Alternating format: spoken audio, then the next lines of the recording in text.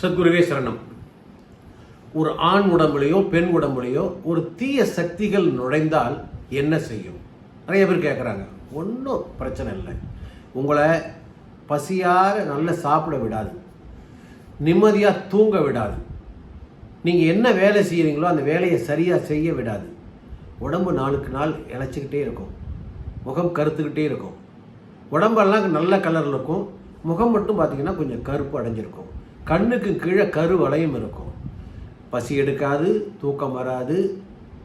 எல்லாருக்கிட்டையுமே நீங்கள் சிரித்து பேச மாட்டீங்க, எரிஞ்சு எரிஞ்சு விழுவீங்க. ஒரு உயர்ந்த நிலைக்கு போவதற்கு எல்லாமே தடையாக நிற்கும். வேலையில் உங்களுக்கு நாட்டம் இருக்காது. ஒரு ஆஃபீஸில் வேலை பார்த்துருக்கீங்கன்னா இன்ட்ரெஸ்ட்டாக இருக்க மாட்டீங்க. மேலிடத்துலேருந்து உங்களுக்கு கெட்ட பேர் வரும். அரசாங்க வேலையாக இருந்தாலும் சரி, தனியார் வேலையாக இருந்தாலும். ஒரு கடை வச்சுருக்கீங்க, தொழில் பண்ணியிருக்கீங்களா, அதில் நாட்டம் இல்லாமல் தொழில் நொடிச்சு போயிட்டு இருக்கும். ஸோ உங்கள் வாழ்க்கை அப்படியே கொஞ்சம் கொஞ்சமாக பின்னோக்கி போய்கிட்டு இருக்கும். இதுதான் உங்கள் உடம்புல ஏதோ தீய சக்தி இறங்கி இருக்குன்னா, அது ஏவல் பில்லி சூனியமாக இருக்கலாம், மருந்து உள்ளே போயிருக்கலாம், எதுவாக இருந்தாலும் இதுதான் அறிகுறிகள். இதை உங்களுக்கு அந்த மாதிரி இருந்தது அப்படின்னா அதை தொலைபேசியில் தொடர்பு கொண்டு என்னென்ன மாதிரி இருக்குது, அது என்னென்ன மாதிரி பரிகாரம் பண்ணணும்னு கேட்டு அதன்படி பண்ணிடுங்க. நீங்கள் நிறைய பேர் சொல்கிறாங்க, ஐயா இன்றைக்கி ராக்கெட் போகுது, உட்கார்ந்த இடத்துலேருந்து அனுப்பிச்சுன்னா பாம்பு போய் அடுத்த நாட்டில் வெடிக்குது.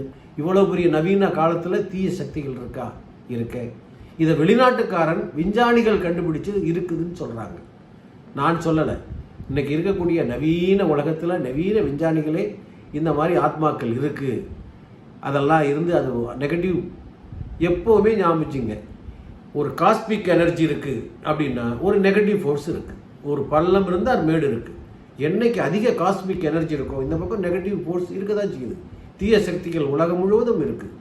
கண்ணுக்கு தெரியாமல் இருக்கும். இந்த சினிமாவெல்லாம் காட்டுற மாதிரி வெள்ளை கலரில் வள்ளியப்பூ அதெல்லாம் கிடையாது. அது ஒரு காற்று ரூபம், கண்ணுக்கே தெரியாது. அந்த தீய சக்திகள் நடமாட்டம் இருக்குது. அதை சில பேர் தவறான வழிக்கு பயன்படுத்தி அதை மற்றவர்கள் மேலே ஏவ விட்டு இன்னொருத்தில் அழிக்கணுங்கிற கெட்ட எண்ணத்தோடு பண்ணுவாங்க. அது மிகப்பெரிய தவறு. ஒருவருடைய வாழ்க்கையை அழிக்க நினைப்பது மிகப்பெரிய பாவம். அதனால் அதில் பாதிக்கப்பட்டவர்கள் என்னென்ன அறிகுறிகள் இருக்கும், அதை மாதிரி இருந்ததுன்னா என்னை தொடர்பு கொள்ளுங்கள்.